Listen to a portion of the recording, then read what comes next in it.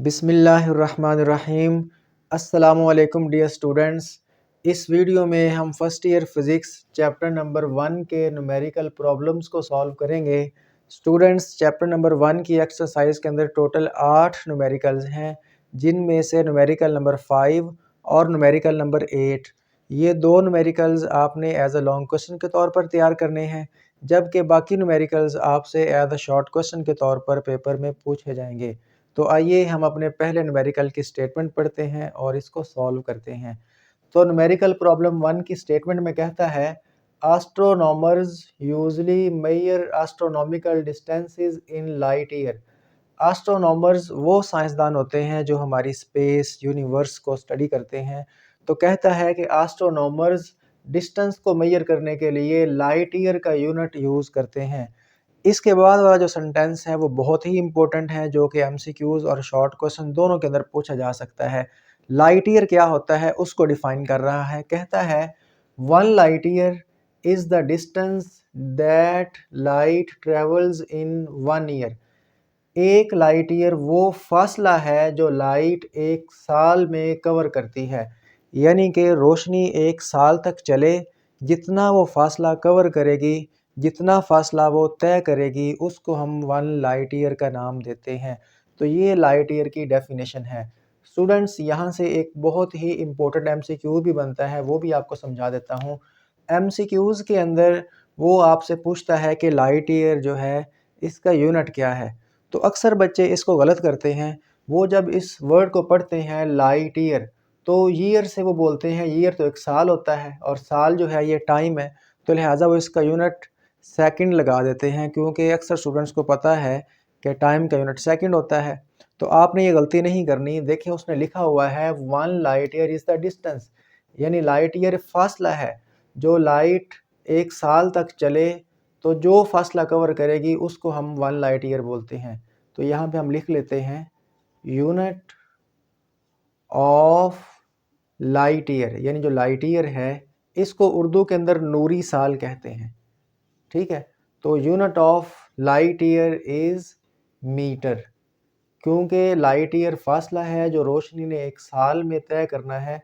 तो फासला डिस्टेंस उसका यूनिट मीटर होता है, तो unit of light year is metre. अब यहीं से हम इसकी डायमेंशन भी लिख लेते हैं। डायमेंशन तो आपको बनानी आती है। मीटर हमारे पास लेंथ होती है, तो इसकी डायमेंशन को हम कैपिटल एल के साथ शो करेंगे। तो यहाँ पे लिख लेते हैं कि डायमेंशन ऑफ लाइट ईयर, ठीक है, dimension of light year is simple, आप इसको कैपिटल एल से शो कर दें, क्योंकि मीटर जो है वो लेंथ होती है।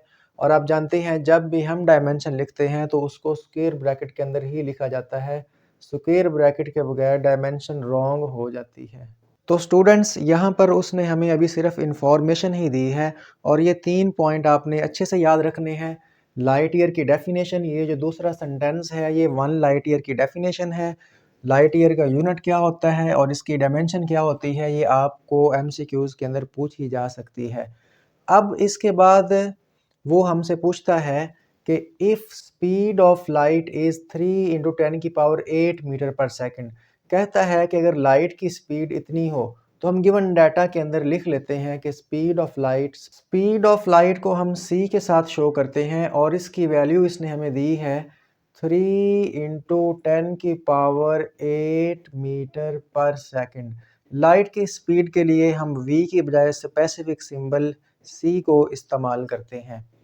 अगर लाइट की स्पीड इतनी हो तो what is 1 light year in metres. तो एक लाइट ईयर में कितने मीटर्स होंगे, यानी मीटर हमने फाइंड करने हैं। आप जानते हैं मीटर जो है वो डिस्टेंस का यूनिट होता है, तो उसने हमसे डिस्टेंस ही पूछा है। तो हम यहाँ पर टू फाइंड के अंदर लिख लेते हैं डिस्टेंस, और आप जानते हैं डिस्टेंस को हम s के साथ शो कर सकते हैं। तो डिस्टेंस हमने मालूम करना है। यहाँ पर गिवन डाटा के अंदर एक और चीज़ भी है, हमारे पास टाइम भी दिया गया है। ठीक है, तो टाइम अगर आप यहाँ पे देखें तो लाइट ने ट्रैवल किया 1 साल, तो ये हमें टाइम दिया गया है। इसको हम t से शो करते हैं, विच इज़ 1 ईयर।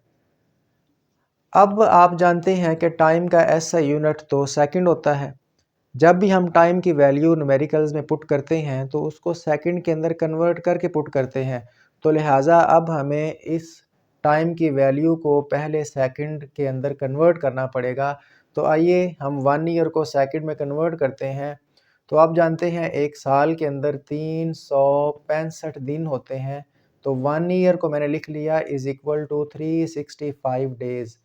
अब हमने तो चूँकि सेकंड तक जाना है तो 365 आप वैसे ही लिख लें। ये जो डे है ना, आप जानते हैं कि एक दिन के अंदर 24 घंटे होते हैं, ठीक है? तो अभी ये 24 आवर्स और 1 घंटे के अंदर 60 मिनट होते हैं और 1 मिनट के अंदर 60 सेकंड होते हैं। तो इस तरीके से आप इसको याद रख लें कि एक साल के अंदर 365 दिन होते हैं। 365 वैसे ही लिख लें। एक दिन में 24 घंटे, 1 घंटे में 60 मिनट और 1 मिनट के अंदर 60 सेकंड होते हैं। तो अब आपने इन चारों वैल्यूज़ को कैलकुलेटर से मल्टीप्लाई करना है। तो आपके पास जो रिज़ल्ट आएगा वो आएगा 3153600 और ये हमारे पास सेकंड के अंदर हमने टाइम को कैलकुलेट कर लिया। अब क्योंकि हमने डिस्टेंस फाइंड करना है तो डिस्टेंस का फॉर्मूला आप जानते हैं, डिस्टेंस इक्वल होता है स्पीड मल्टीप्लाई बाय टाइम, ठीक है? तो इस फॉर्मूले को हम यूज़ करके सॉल्यूशन को फाइंड करेंगे। तो सॉल्यूशन की हेडिंग मैंने यहाँ पे दे दी है। सॉल्यूशन स्टार्ट करते हैं। वी नो दैट, हम लोग जानते हैं कि डिस्टेंस जो है वो इक्वल होता है product of speed and time, ठीक है? अब यहाँ पर स्पीड को हम v की बजाय c से शो कर रहे हैं। तो यहाँ पे v जो है उसको हम c के साथ रिप्लेस कर देते हैं क्योंकि लाइट की स्पीड को v की बजाय c सिंबल से ज़ाहिर करते हैं। अब फार्मूला हमारे पास है, डिस्टेंस हमने फाइंड करना है। इसमें हमें दो वैल्यूज़ पुट करनी पड़ेंगी, एक c की जो कि स्पीड ऑफ लाइट है, एक टाइम की। और स्पीड ऑफ लाइट और टाइम दोनों वैल्यूज़ हमारे पास मौजूद हैं। तो आइए अब हम वैल्यूज़ पुट करते हैं। तो स्टूडेंट्स ये फार्मूला हमारे पास बनेगा s is equal to c की वैल्यू हमारे पास है 3 × 10 की पावर 8 और टाइम की वैल्यू हमने यहाँ पर लिख रखी है विच इज़ 3153600। अब आपने दोबारा फिर कैलकुलेटर उठाना है और इन दोनों वैल्यूज़ को आपस में मल्टीप्लाई कर देना है। अगर आप इन दोनों वैल्यूज़ को मल्टीप्लाई करेंगे तो आंसर हमारे पास आएगा 9.5 × 10 की पावर 15 मीटर्स। तो ये हमारे पास डिस्टेंस है जो लाइट एक साल में कवर करेगी। तो अब हम इसका रिज़ल्ट लिख लेते हैं। रिज़ल्ट हमारे पास क्या आया जी कि लाइट अगर एक साल तक चलेगी तो हमारे पास वो जो डिस्टेंस कवर करेगी विच इज़ इक्वल टू 9.5 × 10 की पावर 15 मीटर्स। तो देर आर, हम यहाँ पे लिख लेते हैं रिज़ल्ट में कि देर आर 9.5 × 10 की power 15 metres in 1 light year. तो स्टूडेंट्स यहाँ पे एक बात याद रखें कि न्यूमेरिकल को सॉल्व करने का सबसे बेस्ट मेथड यही है कि आप कम से कम 5 हेडिंग्स दें। गिवन डाटा की हेडिंग दें, जो आपको न्यूमेरिकल्स के अंदर वो वैल्यू दे उसको आप गिवन डाटा के अंदर लिख लें। उसके बाद जो चीज़ें वो फाइंड करवाए उसको आप टू फाइंड वाली हेडिंग में लिखें और जो आपने फार्मूलाज यूज़ करने हैं उसको आप फार्मूला यूजिंग की हेडिंग दे के वहाँ पे आप फार्मूलाज को मेंशन करें। उसके बाद आप सॉल्यूशन की हेडिंग दें, जो आपने वैल्यूज़ फाइंड करनी है उनको फाइंड करें। जब वो फाइंड हो जाएँ तो आप लास्ट पे रिज़ल्ट की हेडिंग दे के वो जो आपके पास रिज़ल्ट निकला है उसको आप ज़रूर मेंशन करें। तो जितने भी टॉपर स्टूडेंट्स हैं वो इन 5 हेडिंग्स को ज़रूर मेंशन करते हैं। बाकी 3 हेडिंग से भी काम चल सकता है, यानी गिवन डाटा, टू फाइंड और सॉल्यूशन। न्यूमेरिकल हो जाएगा, लेकिन मैं चाहता हूं कि आपकी जो पेपर प्रेजेंटेशन है वो बिल्कुल अच्छी हो, यानी ऐसी हो कि एक नंबर भी एग्जामिनर ना काटे। तो उसके लिए आप ये रूल याद रख लें, हमेशा के लिए इस बात को जहन में रखें कि अगर आपके पास टाइम हो पेपर में तो आपने ये वाली 5 हेडिंग ज़रूर देनी है। बहुत ही सिंपल है, न्यूमेरिकल्स को सॉल्व करने का बेस्ट मेथड यही है। स्टूडेंट्स, क्योंकि अब हमने पहला न्यूमेरिकल सॉल्व कर लिया है तो इस न्यूमेरिकल में से 3 से 4 पॉइंट्स बहुत ही इंपॉर्टेंट हैं जो आपने याद रखने हैं। पहला पॉइंट, 1 लाइट ईयर की डेफिनेशन, या आपको एमसीक्यूज और शॉर्ट क्वेश्चन दोनों में पूछी जा सकती है। उसके बाद लाइट ईयर का यूनिट क्या होता है, मीटर, इसको याद रखें, इसकी डायमेंशन याद रखें और सबसे मोस्ट इम्पोर्टेंट ये भी आपको एमसीक्यूज में वैल्यू पूछी जा सकती है कि बताएं एक लाइट ईयर किसके इक्वल होता है। नीचे वो आपको 4 ऑप्शन दे देगा इसकी वैल्यूज़ के। तो एक लाइट ईयर जो है यानी उसमें कितना डिस्टेंस होता है, डिस्टेंस के आपको 4 आंसर देगा। तो आपने 9.5 इंटू 10⁻15 मीटर्स ये भी आपने ज़ुबानी याद रखना है। तो देखें जो न्यूमेरिकल्स होते हैं ना, इनमें से एमसीक्यूज भी बन सकते हैं, शॉर्ट क्वेश्चन भी बन सकते हैं। तो इसलिए मैं आपको अच्छे तरीके से गाइड कर रहा हूँ ताकि आपको एक एक चीज़ क्लियर हो जाए, शुरू में ही क्लियर हो जाए और आप इसी माइंड के साथ न्यूमेरिकल करें, इसी माइंड के साथ आप अपनी तैयारी करें। आइए अब हम न्यूमेरिकल नंबर 2 करते हैं। न्यूमेरिकल नंबर 2 भी बहुत ही इंपॉर्टेंट शॉर्ट क्वेश्चन है, ध्यान से समझिएगा। इजी भी बहुत है, इंपॉर्टेंट भी बहुत है। तो इसके 2 पार्ट्स हैं। कहता है राइट द एस्टिमेटेड आंसर, जो आपका आंसर आएगा of the following in standard form. जब आप इनको सॉल्व करेंगे तो जो आपका आंसर आएगा उसको आपने स्टैंडर्ड फॉर्म के अंदर लिखना है। अब देखें स्टैंडर्ड फॉर्म क्या होती है। आप जानते हैं स्टैंडर्ड फॉर्म हम साइंटिफिक नोटेशन को कहते हैं, यानी आपके पास जो भी आंसर आएगा उसको आपने 10 की पावर में लिखना है और आपका जो डेसिमल है, जो इशारिया है, वो पहले नॉन ज़ीरो हिंसे के बाद होना चाहिए। तो इसके 2 पार्ट्स हैं। पहला पार्ट कहता है how many seconds are there in 1 year, एक साल में कितने सेकंड्स होते हैं। बी पार्ट है how many years in 1 second, एक सेकंड में कितने साल होते हैं। ये सवाल आपको थोड़ा सा अजीब लगेगा तो लेकिन मैं आपको इसका मतलब भी समझा दूंगा, अच्छे से थोड़ा सा वेट करें। पहले हम ए पार्ट को सॉल्व करते हैं। तो उसने पूछा है how many seconds are there in 1 year, तो हम इसके सॉल्यूशन की हेडिंग देंगे। उसके बाद आपने ये हेडिंग ज़रूर देनी है जो आप फाइंड कर रहे हैं। क्या फाइंड कर रहे हैं? सेकंड्स इन 1 ईयर। तो यहाँ पे मैंने इसकी हेडिंग दे ली है। तो ये कोई मुश्किल नहीं है। देखो यहाँ पे ये जो इतना पोर्शन हम करके आए हैं, हमने यहाँ पर एक साल को सेकंड्स के अंदर कन्वर्ट ही तो किया है। तो ये काम अब हमने यहाँ पे भी करना है, लेकिन क्योंकि ये एक अलग शॉर्ट क्वेश्चन है तो इसलिए हम कोशिश करेंगे कि इसके अंदर हम ज़्यादा से ज़्यादा स्टेप्स बना सकें, ज़्यादा से ज़्यादा इसको थोड़ा-सा लेंथी करके सॉल्व करें ताकि हमारे 2 नंबर पूरे आएँ। तो चलो इसको स्टार्ट करते हैं। जैसा कि हम जानते हैं 1 ईयर हमारे पास इक्वल होता है जी 365 डेज़ के, ठीक है? एक साल में 365 दिन होते हैं। अब हमने इधर एक साल ही रखना है, 1 ईयर ही रखना है और इस तरफ हमने इसको सेकंड में कन्वर्ट करना है क्योंकि वो यही चाहता है कि आप साल को सेकंड में कन्वर्ट करें। तो इस तरफ हम 1 ईयर ही रखते हैं। तो यहाँ पर देखिएगा ये स्टेप बाय स्टेप आपने समझना है, बड़ी ध्यान के साथ समझना है। 365 मैंने वैसे लिख लिया। अब यहाँ पे बच गया डे। अब डे की मैं वैल्यू पुट करूँगा। आप जानते हैं कि एक जो दिन है उस बराबर होता है, इक्वल होता है 24 आवर्स के। 365 वैसे लिख लिया, ठीक है। यहाँ पर हमारे पास डेज़ है या डे है, तो एक दिन में 24 घंटे होते हैं, तो यहाँ पे लिख लिया 24 आवर्स। इसके बाद नेक्स्ट स्टेप क्या है वो देखिएगा।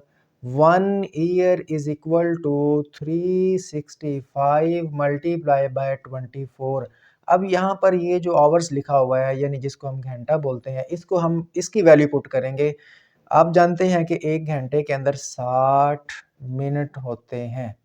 ओके हो गया, यानी 365 वैसे आया, एक दिन में 24 घंटे होती है, उसकी वैल्यू पुट कर दी। अब ये वाले दोनों नंबर वैसे ही आ गए, एक घंटे के अंदर 60 मिनट होते हैं, तो इसकी वैल्यू पुट कर दी। अब हम पहले 3 नंबरों को वैसे ही लिखते हैं। 1 year is equal to 365 multiply by 24 multiply by 60। आप जानते हैं 1 मिनट किसके इक्वल होता है? 60 सेकंड के। 1 मिनट में 60 सेकंड होते हैं। तो यहाँ पर हमने उसको स्टेप बाय स्टेप सॉल्व किया। पहले हम एक साल में दिन लिखे, फिर हम दिन से घंटों में गए, घंटों से मिनट में गए और फिर मिनट से सेकंड में गए। तो हमने कोशिश की कि ज़्यादा से ज़्यादा स्टेप्स हो सकें, बजाय इसके कि हम एक ही स्टेप के अंदर जो है वो कंप्लीट कर दें। तो आप ये वाला मेथड वहाँ पे फॉलो कर सकते हैं जो मैं आपको यहाँ पे बता रहा हूँ। अब इसके बाद आप जानते हैं हमने क्या करना है, ये जो वैल्यूज़ लिखी हुई हैं इन सब को आपने कैलकुलेटर में मल्टीप्लाई करना है। तो आपके पास जो आंसर आएगा वो हमने वहाँ पर भी लिखा है, यहाँ पर दोबारा लिख लेते हैं। क्या है जी?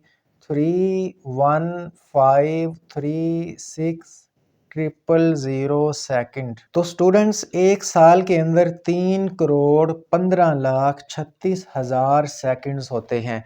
अब एक साल को हमने सेकंड में कन्वर्ट तो कर लिया, लेकिन अभी तक ये हमारा ठीक आंसर नहीं है क्योंकि आप जानते हैं उसने ऊपर पूछा हुआ है कि आपने आंसर को स्टैंडर्ड फॉर्म के अंदर लिखना है। तो आइए अब हम इसको स्टैंडर्ड फॉर्म के अंदर लिखते हैं। तो 1 ईयर इज़ इक्वल टू, हमारे पास ये क्या बनेगा जी, इशारिया जो है हमने पहले नॉन ज़ीरो हिस्से के बाद लेकर आना है। इशारिया देखें लास्ट पे है, ठीक है। आपने इशारिया अगर दरमियान में ना हो तो कहाँ पे समझना है, लास्ट पे। अगर इशारिया दरमियान में ना हो तो लास्ट पे होता है। तो हमने इशारिया को यहाँ से यहाँ तक लेके आना है, यानी 3.1536 लिख दें। कितने इनसे पीछे आए, 1 2 3 4 5 6 7, ठीक है। 7 हिंस से आप पीछे गए तो 10 की पावर 7 भी लगानी पड़ेगी सेकंड। अब हम इसको राउंड ऑफ कर लेते हैं। 1 ईयर इज इक्वल टू, देखें हमें इशारे के बाद सिर्फ एक डिजिट चाहिए, तो हमने 5 को क्या करना है, एलिमिनेट करना है। तो यहाँ पर आपने राउंड ऑफ का भी रूल पढ़ा हुआ है कि जिसको आप एलिमिनेट कर रहे हैं अगर वो 5 से बड़ा हो तो पीछे वाला एक इंक्रीज हो जाता है। यानी अगर ये 6 होता या 7 होता तो हम 1 को 2 कर देते, बात समझ रहे हो ना। अगर ये 5 से छोटा हो तो फिर पीछे वाले को वैसे ही रखते हैं, यानी अगर ये 5 यहाँ पर 4 होता, 3 होता तो हम 3.1 ही लिख लेते। लेकिन 5 के लिए रूल अलग है। अगर 5 से बड़ा हो तो पीछे वाले को एक बढ़ाते हैं, 5 से छोटा हो तो पीछे वाले को एक कम करते हैं, और अगर 5 ही हो तो फिर क्या करते हैं, ये समझ लीजिए। अगर हमारे पास 5 ही हो जिसको आप एलिमिनेट कर रहे हैं तो उससे पीछे वाला अगर ऑड होगा तो उसको एक इंक्रीज कर देंगे, इवन होगा तो उसको एज इट इज़ ही रहने देंगे। ये बात बहुत अहम है। एमसीक्यूज के अंदर आपको कोई भी नंबर दे के उसको राउंड ऑफ करवा सकता है। तो आपको मैंने तीनों रूल बता दिए। 5 से बड़ा होगा तो पीछे वाले को एक बढ़ा देना है, 5 से छोटा होता तो हम इसको 1 ही रहने देते। अगर 5 हो तो पीछे वाले को फिर देखना है, अगर वो ऑड हो यानी 1 3 5 7 तो उसको फिर आप एक इंक्रीज करें, और अगर 5 ही हो और पीछे वाला इवन हो तो फिर उसको आप नहीं बढ़ाएंगे। तो ये आएगा 3.2 इंटू 10 की पावर 7 सेकंड। तो एक साल के अंदर हमारे पास 3.2 इंटू 10 की पावर 7 सेकंड्स होते हैं। ठीक हो गया। उम्मीद करता हूँ कि ये न्यूमेरिकल आपको अच्छे समझ आ गया होगा। देखें मैं आपको बहुत ज़्यादा डिटेल में समझा रहा हूँ ताकि आपको किसी चीज़ की कमी ना रहे, आपको हर पॉइंट जो है वो समझ आए। आइए अब हम बहुत ही एक इंटरेस्टिंग इसका बी पार्ट करते हैं। ये बहुत ही इंटरेस्टिंग है, इसको समझिएगा। कहता है how many years are in 1 second. पहले उसने पूछा कि एक साल में कितने सेकंड होते हैं, अब वो पूछ रहा है कि एक सेकंड में कितने साल होते हैं। तो भाई इसका मतलब क्या है, मैं आपको इसका मतलब भी समझाता हूँ, लेकिन पहले हम इसको सॉल्व कर लेते हैं, इसकी वैल्यू फाइंड कर लेते हैं, फिर इसका मतलब समझेंगे। तो यहाँ पर हम लिखते हैं, हेडिंग देते हैं ईयर्स इन 1 सेकंड। तो क्योंकि हमने ईयर्स फाइंड करने हैं एक सेकंड में कितने होते हैं, तो इसकी हेडिंग आप ज़रूर दीजिएगा। जैसा कि हम जानते हैं 1 ईयर इक्वल होता है 3.2 इंटू 10 की पावर 7 सेकंड्स। ये हमने अभी यहाँ पे फाइंड किया है, हमें इसका पता है। इसको भी आपने याद रखना है, एक साल में कितने सेकंड्स होते हैं ये वैल्यू, और 10 की पावर 7 के अंदर इसकी वैल्यू आपको ज़ुबानी आनी चाहिए। ये वैल्यू भी एमसीक्यूज़ में पूछी जा सकती है, क्योंकि पेपर के अंदर टाइम कम होता है तो वहाँ पर आप इसको सॉल्व करके कैलकुलेटर से फाइंड तो कर सकते हैं, लेकिन अगर आपको ज़ुबानी आती होगी तो आपका जो टाइम है, कीमती टाइम पेपर वाला, वो बच जाएगा। तो मैंने लिख दिया एज, जैसा कि 1 ईयर इक्वल है 3.2 इंटू 10 की पावर 7 सेकंड, इसको आप वैसे ही लिख दो। अब हमने 1 सेकंड यानी एक सेकंड में कितने साल होते हैं वो फाइंड करने हैं। तो आप इधर से ये सेकंड इधर रहने दो, और ये जो वैल्यू है 3.2 इंटू 10 की पावर 7, इसको आप इस तरफ ले आओ, दूसरी साइड पे ले आओ। आप जानते हो उस तरफ ये मल्टीप्लाई हो रही है, जब ये इस तरफ आएगी तो ये बटे में चली जाएगी। 1 ईयर वैसे ही लिख लिया, ये वाली वैल्यू इधर आकर डिवाइड हो गई, उधर क्या रह गया, जस्ट 1 सेकंड रह गया। आप 1 सेकंड को वैसे ही लिख लें, 1 डिवाइडेड बाय दिस नंबर, 1 तकसीम ये वाला नंबर आप कैलकुलेटर पे करें। जब आप कैलकुलेटर पे इसको सॉल्व करेंगे, 1 तकसीम 3.2 इंटू 10 की पावर 7, तो आपके पास कैलकुलेटर पे आंसर आएगा 3.1 इंटू 10 की पावर -8। यहाँ पे ईयर है तो ईयर लगा दें, उस साइड को 1 सेकंड लिख दें। हैंस हमें पता चल गया कि एक सेकंड के अंदर 3.1 इंटू 10 की पावर -8 ईयर्स होते हैं। इसको आप तरतीब से लिख लें, यानी साइड चेंज कर दें, तो ये हमारे पास आंसर आ चुका है। अब मैं आपको इसका मतलब भी समझाता हूँ। देखें आप जानते हैं कि एक साल जो है उसके अंदर 3,15,36,000 सेकंड्स होते हैं, यानी कि 3,15,36,000 36,000 सेकंड इकट्ठे हों, जमा हों तो फिर 1 साल बनता है। तो इसका मतलब क्या हुआ कि एक जो सेकंड है वो साल का बहुत ही छोटा हिस्सा है, ठीक है? यानी 3,15,36,000 सेकंड हों तो 1 साल बनता है। तो 1 सेकंड जो है वो फिर साल का कितना छोटा हिस्सा हुआ? तो 1 सेकंड साल का कितना छोटा हिस्सा है, वो हमसे यहाँ पर पूछा गया है। तो 1 सेकंड जो है देखिए साल का इतना हिस्सा है, 10 की पावर -8 आप जानते हैं बहुत ही छोटी रकम है। तो यानी कि 1 सेकंड साल का इतना छोटा हिस्सा है, ये उसने पूछा हुआ है। उम्मीद करता हूँ कि आपको इसका मतलब समझ आ गया होगा। एक बात रह गई थी, बहुत अहम बात है, ये भी सुन लें कि ये हमने न्यूमेरिकल तो कर लिया है कि एस्ट्रोनॉमर जो हैं वो डिस्टेंस को लाइट ईयर में मेजर करते हैं और 1 लाइट ईयर वो फासला है जो रोशनी 1 साल में मुकम्मल करती है। तो सवाल ये है कि एस्ट्रोनॉमर्स जो हैं वो डिस्टेंस को लाइट ईयर में क्यों मेजर करते हैं? बहुत ही कॉन्सेप्चुअल सवाल है, पेपर के अंदर आ सकता है, आप इसको ज़रा ध्यान से समझिएगा। आप जानते हैं कि हम लोग डिस्टेंस को आम तौर पर किलोमीटर में मेजर करते हैं। यानी कि आप जब एक सिटी से अपनी सिटी से दूसरी सिटी तक जाते हैं तो आपको पता होता है कि ये वाला सिटी हमारे सिटी से इतने किलोमीटर दूर है। तो जब हम डेली लाइफ के अंदर किलोमीटर का यूनिट डिस्टेंस को मेजर करने के लिए यूज़ कर रहे हैं तो एस्ट्रोनॉमर्स जो हैं वो फिर डिस्टेंस का यूनिट किलोमीटर के बजाय लाइट ईयर क्यों यूज़ करते हैं? तो इसका आंसर ये है कि जो स्पेस है ना, स्पेस के अंदर डिस्टेंसेस बहुत बड़े-बड़े डिस्टेंस होते हैं। यानी कि एक प्लैनेट से दूसरे प्लैनेट तक का फ़ासला जो है वो अरबों-खरबों किलोमीटर्स होता है। तो इतनी बड़ी रकम को लिखना और इसको समझना मुश्किल होता है। मिसाल के तौर पर अगर एस्ट्रोनॉमर्स हमें ये कहें कि ये जो प्लैनेट है ना, ये प्लैनेट ये हमारी ज़मीन से 4.2 इंटू 10 की पावर 14 या 15 किलोमीटर दूर है या 40 ट्रिलियन किलोमीटर दूर है। यानी ये जो प्लैनेट है ये हमारी ज़मीन से कितना दूर है? 40 ट्रिलियन किलोमीटर्स। तो अब आपको समझ नहीं आया कि भाई 40 ट्रिलियन कितना होता है, ठीक है? इसको समझना भी मुश्किल है, लिखना भी मुश्किल है। लेकिन अगर साइंसदान यानी एस्ट्रोनॉमर्स हमें ये कहें कि ये जो प्लैनेट है ये हमारी ज़मीन से 4 लाइट ईयर दूर है, तो हमें फ़ौरन समझ आ जाएगा कि लाइट को हमारी ज़मीन से इस प्लैनेट तक जाने के लिए 4 साल लगेंगे। तो देखें लाइट ईयर के अंदर बड़े डिस्टेंस को समझना कितना आसान हो जाता है।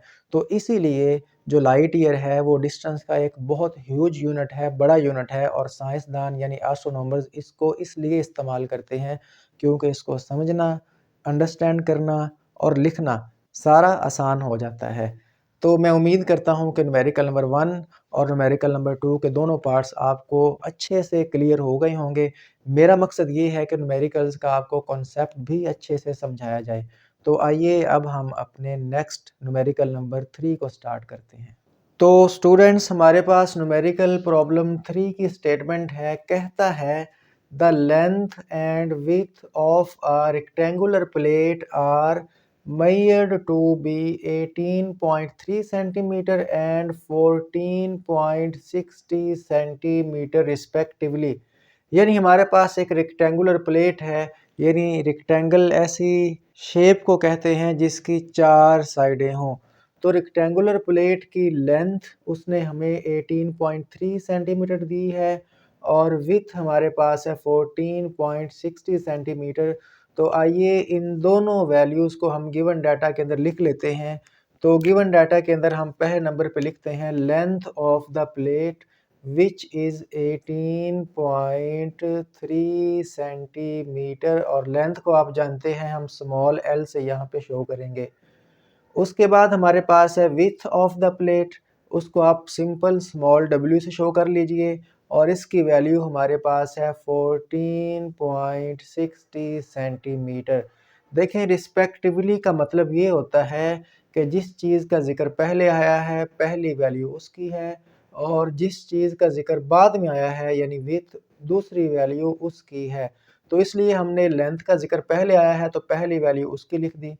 विड्थ का ज़िक्र लेंथ के बाद आया है और इसकी वैल्यू हमारे पास ये दूसरे नंबर वाली यहाँ पर लिख दी। तो रिस्पेक्टिवली का मतलब आप हमेशा याद रखें कि अगर 3 चीज़ों का ज़िक्र हो और 3 ही वैल्यूज़ दी गई हों, तो पहली वैल्यू पहले जिसका ज़िक्र आया उसकी होगी। इस तरह जो दूसरी है वो दूसरे वाले की, तीसरी जो है वो तीसरे वाले की। यहाँ पे चूँकि 2 चीज़ों का ज़िक्र आया है लेंथ और विड्थ का और उन दोनों की वैल्यूज़ हमने यहाँ पर लिख दी। तो रिस्पेक्टिवली का मतलब जो है आपने अब पूरी फिजिक्स के अंदर याद रखना है। अब पूछता क्या है, कहता है find the area of the plate.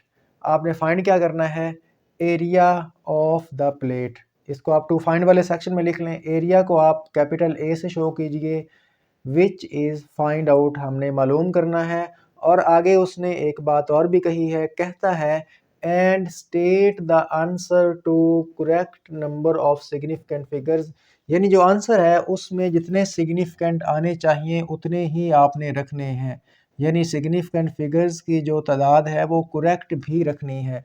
तो इसको भी फिर हम लास्ट पे सॉल्व करेंगे जब हमारा आंसर आ जाएगा। तो देखें हमें दो वैल्यूज़ दी गई हैं, लेंथ और विड्थ की। एरिया हमने फाइंड करना है। एरिया का फार्मूला बच्चा बच्चा जानता है। एक हमारे पास रेक्टेंगल हो या स्क्वायर हो, उसके एरिया का फार्मूला होता है लेंथ मल्टीप्लाई बाय विड्थ। तो सॉल्यूशन स्टार्ट करते हैं। वी नो दैट, हम लोग जानते हैं एरिया इक्वल आएगा लेंथ मल्टीप्लाई बाय विड्थ के। यही फार्मूला यहाँ पे सिंबल की फॉर्म में लिख दिया। अब स्टूडेंट्स यहाँ पे आपको पता है आपने क्या करना है, आपने एरिया फाइंड करना है, लेंथ और विड्थ की वैल्यू पुट करनी पड़ेगी। तो वैल्यूज आपके पास दोनों दी गई हैं, तो बाय पुटिंग वैल्यूज इन दोनों वैल्यूज को यहाँ पर पुट कीजिए। लेंथ की वैल्यू 18.3 सेंटीमीटर पुट कर दीजिए, विड्थ की वैल्यू 14.60 सेंटीमीटर पुट कर दीजिए। कैलकुलेटर उठाइए और इन दोनों वैल्यूज़ को मल्टीप्लाई कीजिए, तो आपका जो आंसर है वो मल्टीप्लाई होके आएगा 267.18 सेंटीमीटर स्क्वायर। देखिए कितना इजी न्यूमेरिकल है। आप में से अक्सर बच्चे सोचेंगे कि सर इतना आसान न्यूमेरिकल, और वो भी 11th क्लास की फ़िज़िक्स में। तो देखें ये यहाँ पे जो असल उसका मकसद है वो आपसे एरिया फाइंड करवाना नहीं है, क्योंकि उसको पता है एरिया का फार्मूला हर बच्चे को आता है और यहाँ पे दो वैल्यूज़ को मल्टीप्लाई ही करना है, तो वो तो सारे बच्चे ही कर लेंगे। असल उसका मकसद ये है कि आपका जो आंसर है उसमें correct number of significant figures होने चाहिए। तो हमारा आंसर इन दोनों को मल्टीप्लाई करने से आ जाएगा।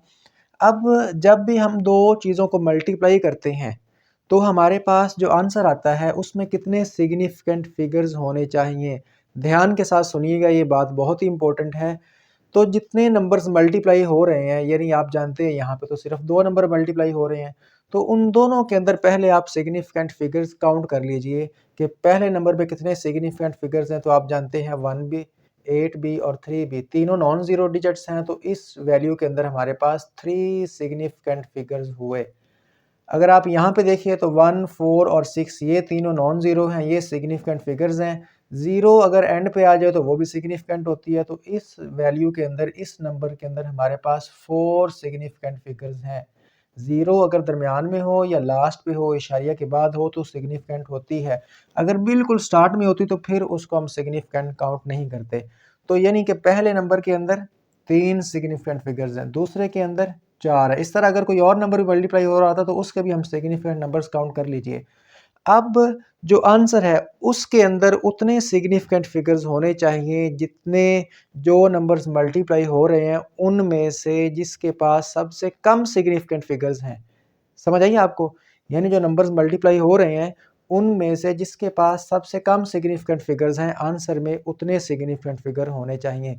इसमें 4 हैं, इसमें 3 सिग्निफिकेंट फिगर्स है, तो हमारे आंसर में कितने सिग्निफिकेंट फिगर्स होने चाहिए, 3। और यहाँ पे कितने हैं, 1 2 3 4 5, यानी इसके अंदर तो 5 सिग्निफिकेंट फिगर्स हैं। तो हमें इसको जो है सिग्निफिकेंट फिगर्स को करेक्ट करना पड़ेगा, यानी हमारे आंसर के अंदर 3 सिग्निफिकेंट फिगर्स होने चाहिए। तो मैंने यहाँ पे लिख दिया कि जो हमारा फाइनल आंसर है उसको हमने राउंड करना है अप टू 3 सिग्निफिकेंट फिगर्स।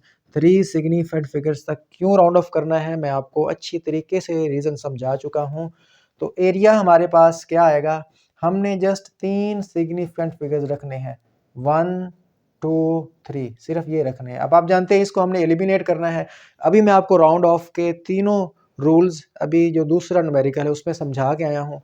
तो अगर ये 5 से बड़ा होता तो हम इसको बढ़ा देते, ये 5 से छोटा होता तो हम इसको अब नहीं बढ़ाएंगे। आप जानते हैं 1 जो है वो 5 से लेस होता है, तो आप जस्ट इसको एलिमिनेट कर दीजिए। इस 7 के ऊपर कोई फ़र्क नहीं पड़ेगा, तो हमारे पास आएगा 267 सेंटीमीटर स्क्वायर। अच्छा, सेंटीमीटर स्क्वायर क्यों आया, क्योंकि लेंथ भी सेंटीमीटर के अंदर है, विड्थ भी सेंटीमीटर के अंदर है। तो जब ये दोनों मल्टीप्लाई होंगे तो यूनिट भी तो मल्टीप्लाई होंगे ना, सेंटीमीटर और सेंटीमीटर, सेंटीमीटर का स्क्वायर। तो ये हमारा करेक्ट आंसर है। यकीन मानिए अगर आप जस्ट इन दोनों नंबर्स को मल्टीप्लाई करके सिर्फ यही आंसर लिख देते हैं तो आपका एक नंबर जो है वो कट जाएगा, क्योंकि उसका असल मकसद एरिया फाइंड करवाना नहीं है, बल्कि असल मकसद चेक करना है कि आपको जो आंसर है उसके अंदर करेक्ट सिग्निफिकेंट फिगर्स निकालने आते हैं या नहीं निकालने आते। तो इस तरीके से ये हमारा फाइनल आंसर होगा। उम्मीद करता हूँ कि ये न्यूमेरिकल आपको अच्छे से समझ आ गया होगा। देखें, मेरा मकसद ये है कि आपको न्यूमेरिकल्स अच्छे तरीके से समझाया जाए, हर बात कॉन्सेप्ट क्लियर करवाया जाए, चाहे वीडियो लंबी होती है हो जाए, लेकिन जो क्वालिटी है उस पे कंप्रोमाइज़ हम नहीं कर सकते, यानी हमारे कॉन्सेप्ट्स क्लियर होने ही चाहिए। आइए अब हम न्यूमेरिकल प्रॉब्लम 4 को सॉल्व करते हैं। ये न्यूमेरिकल भी बहुत ही ईज़ी है, यानी आप इसको जब देखेंगे, हम पढ़ेंगे तो आपको लगेगा ये तो 4 या 5 क्लास के बच्चे भी आसानी के साथ कर सकते हैं, बल्कि 2 क्लास के भी कर सकते हैं। क्या कहता है कि find the sum of the masses, ठीक है, ये 2 दफ़ा लिखेगा, find the sum of the masses given in kilogram up to appropriate precision. यानी आपको उसने ना गिवन डाटा के अंदर इस न्यूमेरिकल की स्टेटमेंट के अंदर ये 4 मैसेज की वैल्यू दी है। पहले मैस की वैल्यू है 3.197 किलोग्राम, सेकंड है हमारे पास है 0.068 किलोग्राम, थर्ड मैस की वैल्यू हमारे पास है 13.9 किलोग्राम और फोर्थ की है 3.28 किलोग्राम। अब आपने करना क्या है, जस्ट आपने इनका सम लेना है, ठीक है। अब कितना आसान है कि आपको उसने 4 वैल्यूज़ दी हैं, ये तो कोई भी बच्चा कैलकुलेटर पे इसकी वैल्यू को पुट करके इन चारों को जमा करके आंसर ला सकता है। लेकिन असल मकसद उसका क्या है, असल मकसद ये है कि आपका जो आंसर है वो अप्रोप्रिएट प्रिसीजन तक होना चाहिए। अब ये अप्रोप्रिएट प्रिसीजन क्या होती है, यही मैंने आपको समझाना है। तो आइए इसको हम सॉल्व करते हैं। गिवन डाटा के अंदर हमें उसने ये 4 मैथ्स दिए हैं। तो पहले आप लेट कर लीजिए कि जो हमारे पास ये पहला मैथ्स उसने दिया है उसको आप M1 का नाम दे लीजिए, दूसरे वाले को आप M2 का नाम दे लीजिए, थर्ड वाले को M3 का नाम दे लीजिए, उसकी वैल्यू लिख लीजिए, और फोर्थ वाले को M4 का नाम दे के उसकी वैल्यू लिख दीजिए।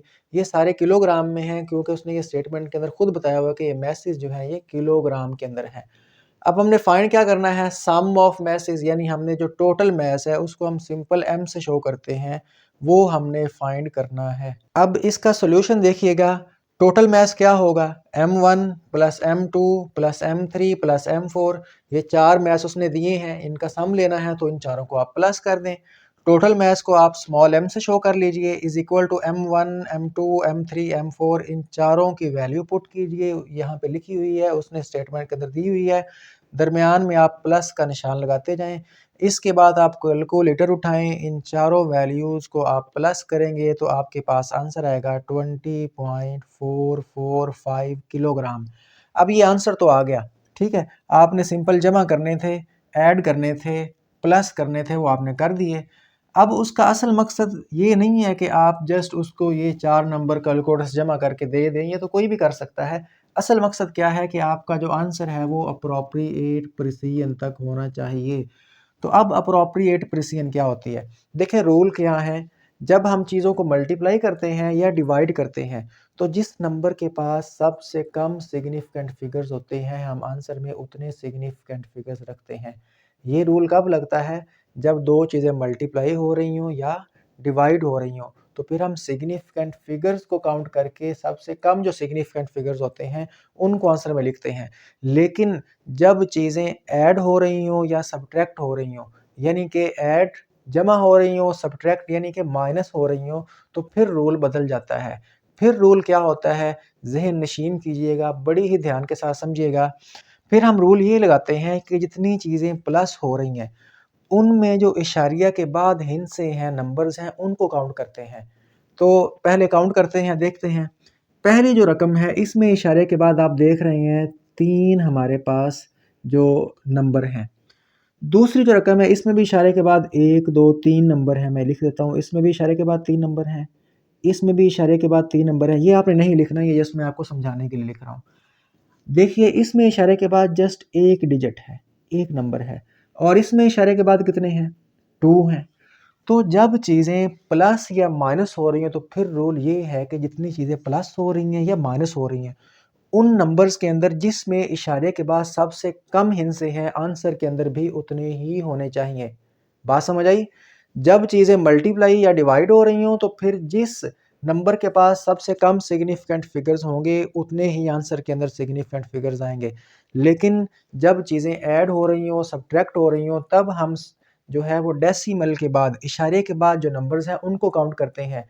जिस वैल्यू में, जिस नंबर में इशारे के बाद सबसे कम नंबर होंगे, डिजिट होंगे, उतने ही आंसर के अंदर लिए जाएंगे।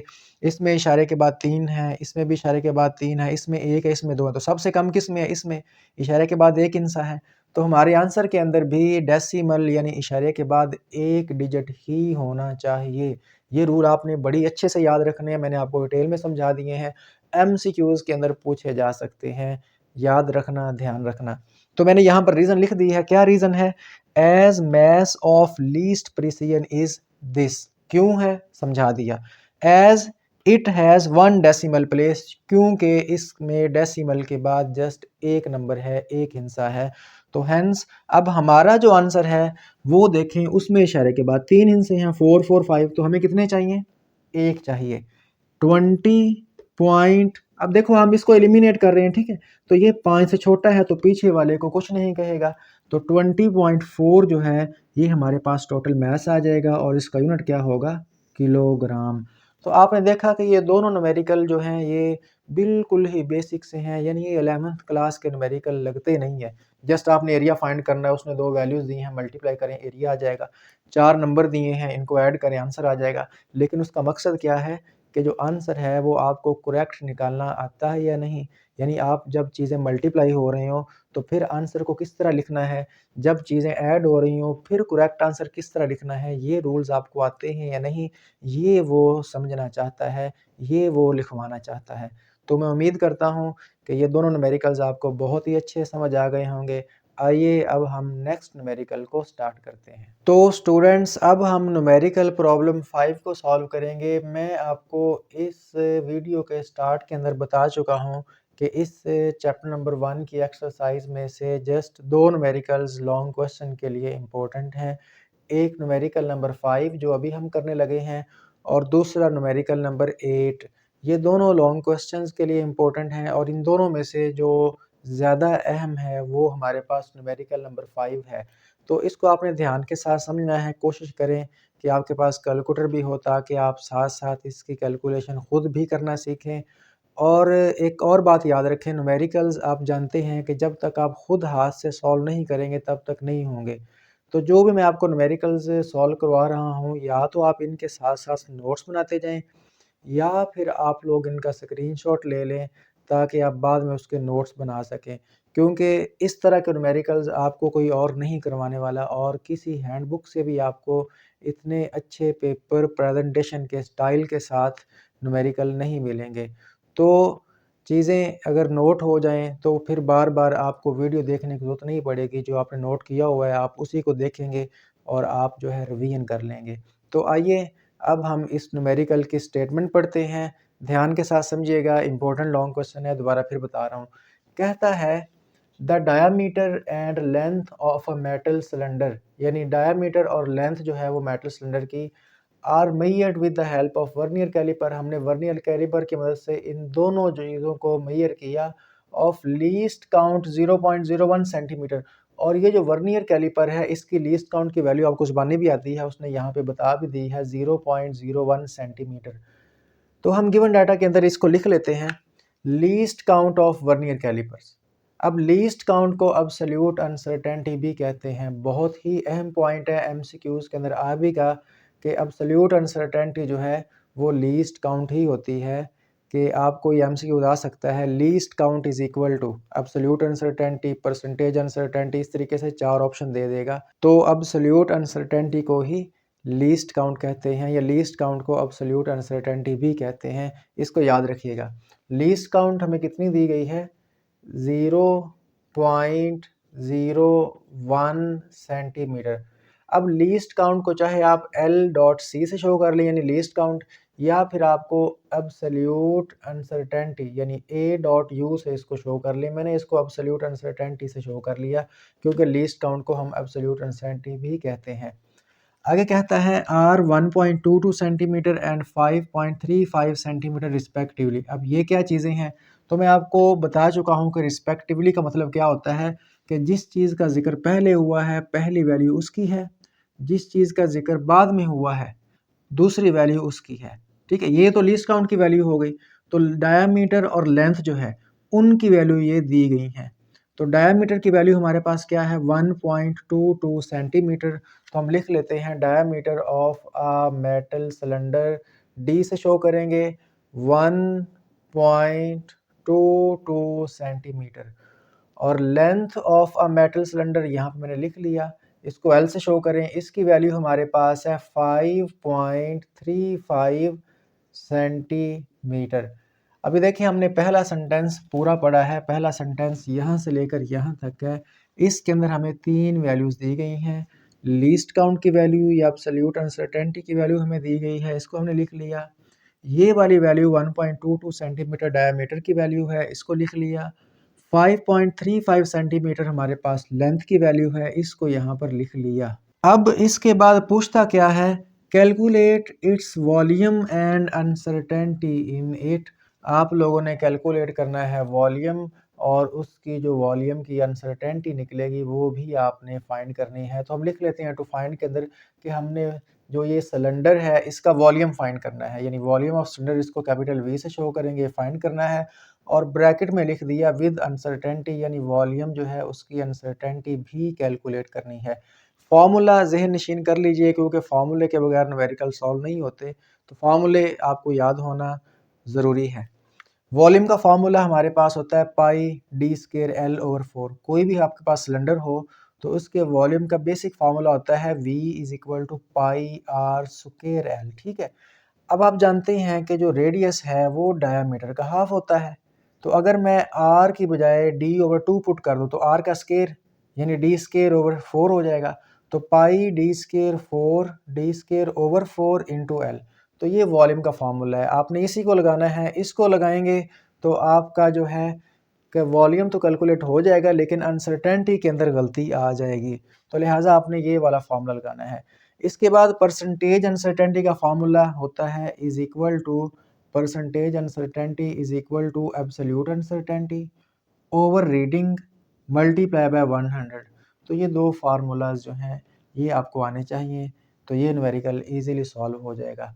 अब देखिए मैंने ना इसका सोल्यूशन जो है वो स्टार्ट किया, लेकिन इसको मैंने दो पार्ट्स में डिवाइड कर दिया। हमने यहाँ पे दो चीज़ें फाइंड करनी है, वॉल्यूम को भी कैलकुलेट करना है और जो वॉल्यूम के अंदर अनसर्टेनिटी है उसको भी कैलकुलेट करना है।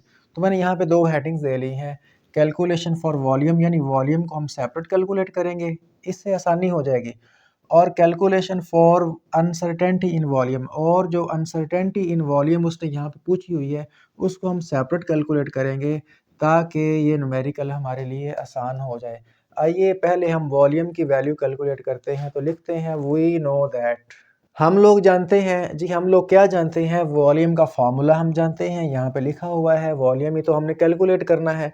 तो इसका फार्मूला अप्लाई करते हैं, volume is equal to pi d square l over 4। ठीक है, फार्मूला लगा दिया। अब इस फार्मूला में आप वैल्यू पुट कर दें, तो लिखते हैं बाय पुटिंग वैल्यूज। जाहिर बात है वैल्यूज पुट करेंगे, कैलकुलेटर से सॉल्व करेंगे तो वॉल्यूम आ जाएगा। तो देखिए वॉल्यूम इज इक्वल टू पाई की वैल्यू आप सब लोग जानते हैं 3.14 होती है। ठीक है, ये वैल्यू आप लोगों ने पढ़ी हुई है 3.14। ओके, 1 को दोबारा लिख लेते हैं 3.14, पाई की वैल्यू आ गई। डी का स्क्वायर, ओके डी क्या है जी, डी हमारे पास है 1.22, तो लिख दो 1.22। डी का स्क्वायर है तो डी की वैल्यू के ऊपर भी स्क्वायर लिख दिया। लेंथ, लेंथ हमारे पास है 5.35 ओवर 4। स्टूडेंट्स अब कैलकुलेटर निकाल लीजिए और इसको हम बड़ी ही केयरफुली सॉल्व करते हैं। आपने भी इसको सॉल्व करना है क्योंकि मोस्टली स्टूडेंट्स न्यूमेरिकल तो समझ आ जाती है लेकिन जब पेपर में करते हैं तो उनकी कैलकुलेशंस रॉन्ग हो जाती है क्योंकि उनकी कैलकुलेटर से सॉल्व करने की इतनी ज़्यादा प्रैक्टिस नहीं होती। तो आपको कोई भी न्यूमेरिकल करना है तो कैलकुलेटर से उसका आंसर लेके आना है, यानी इसकी आपको बार बार प्रैक्टिस करनी है। तो यहाँ पे सबसे पहले हम 1.22 का स्क्वायर लेते हैं, आप भी लीजिए। इसको फिर मल्टीप्लाई करते हैं 5.35 के साथ, फिर इसको मल्टीप्लाई करते हैं 3.14 के साथ, ठीक है। अब इसका स्क्वायर लिया, स्क्वायर ओपन करने के बाद इन दोनों से मल्टीप्लाई भी कर दिया तो हमारे पास 25 आंसर आया। इसको 4 पे डिवाइड करते हैं, डिवाइडेड बाय 4, तो ये मेरे पास आ चुका है जी। तो मेरे पास जो कैलकुलेटर पे आंसर आया है ये है 6.25।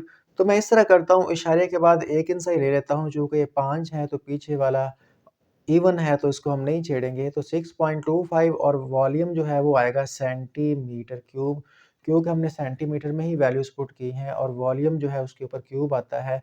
तो देखें हमने वॉल्यूम को कैलकुलेट कर लिया है। पहली चीज़ हमने कैलकुलेट कर ली है volume, calculate its volume which is equal to 6.2 centimetre cube.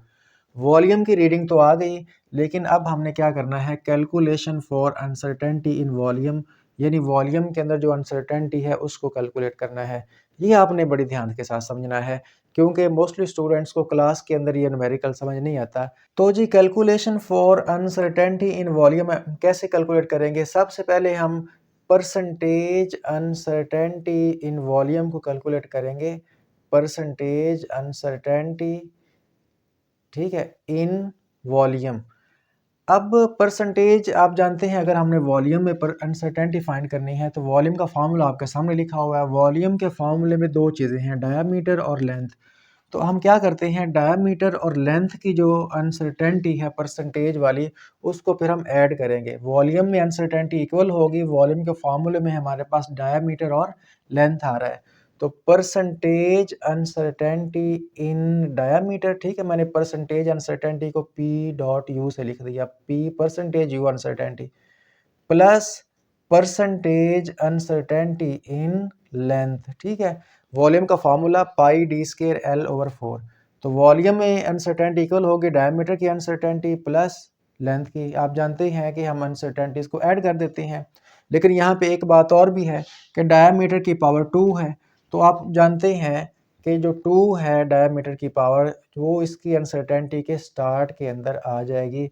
Length की पावर 1 है, तो यहाँ पे अगर आप इसको 1 से मल्टीप्लाई कर दें तो आप जानते हैं वो सेम इस तरह इसको लिखने से फ़र्क नहीं पड़ेगा, सेम बात है।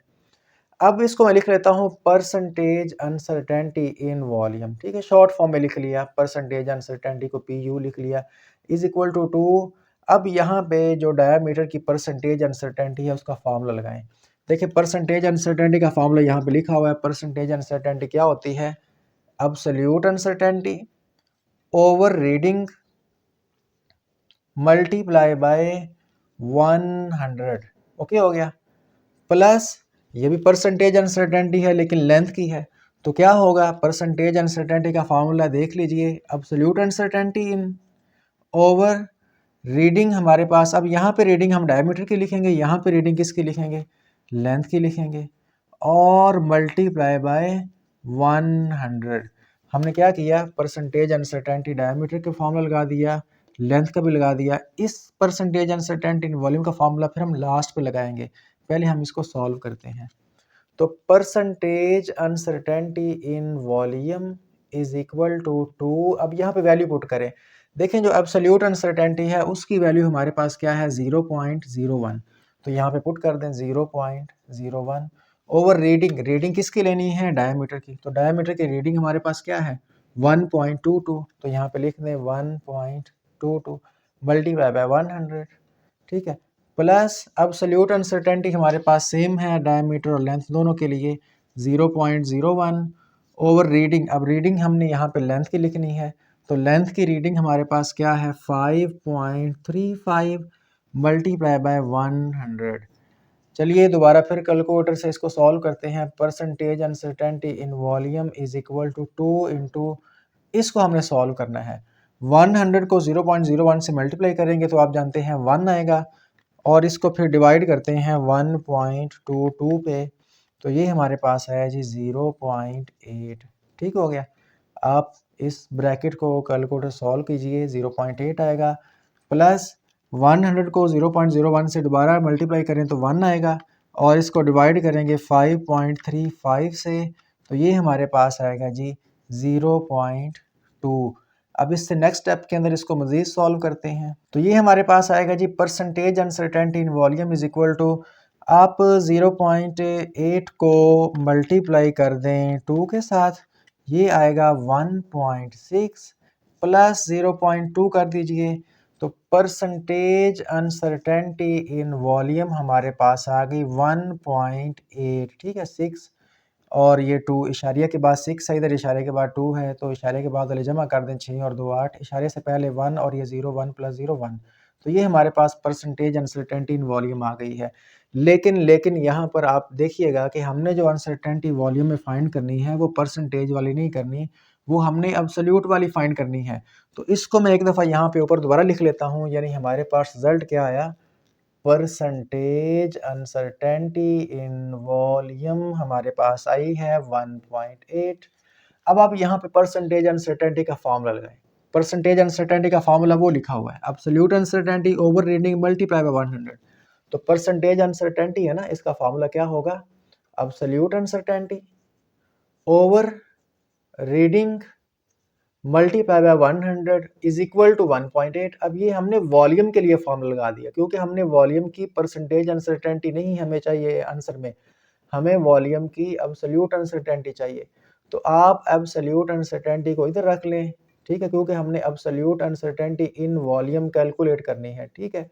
आप जानते हैं कि ये वॉल्यूम है, तो एब्सोल्यूट अनसर्टेनिटी भी किसकी होगी, वॉल्यूम की होगी। इसको आपने रख लिया इधर, ये 1.8 वैसे लिख लें, ये रीडिंग जो है एब्सोल्यूट अनसर्टेनिटी के बटे में है, बटे में है तो उधर जाएंगे तो मल्टीप्लाई हो जाएगी रीडिंग, ठीक है, रीडिंग, और 100 इधर मल्टीप्लाई हो रहा है, दूसरी तरफ ले जाएं क्या हो जाएगा, डिवाइड हो जाएगा। दोबारा फिर मैं आपको समझा देता हूँ, ये हमने ना वॉल्यूम की परसेंटेज अनसर्टेनिटी फाइंड की है, लेकिन हमें वॉल्यूम की आंसर के अंदर एब्सोल्यूट अनसर्टेनिटी जो है वो लिखनी है। तो परसेंटेज अनसर्टेनिटी इन वॉल्यूम जो है वो क्या होगी, absolute uncertainty in volume over reading multiply by 100। Formula आप परसेंटेज अनसर्टेनिटी का लगा चुके हैं, तो एब्सोल्यूट अनसर्टेनिटी को इधर रखा, 100 इधर जाकर डिवाइड हो गई, इधर जाकर मल्टीप्लाई हो गया। अब इसमें थोड़ी सी वैल्यूज पुट करनी पड़ेंगी और वो मैं आपको करवा देता हूँ कि absolute uncertainty in volume is equal to 1.8 multiply by reading, किसकी रीडिंग, वॉल्यूम की रीडिंग। वॉल्यूम की रीडिंग अभी हमने जो है वो फाइंड की है, ये देखें, ये वॉल्यूम किसके बराबर है, 6.2 के, ठीक है। तो रीडिंग किसकी पुट करनी है, वॉल्यूम की, ओवर हमारे पास 100 है, इसको लिख दें।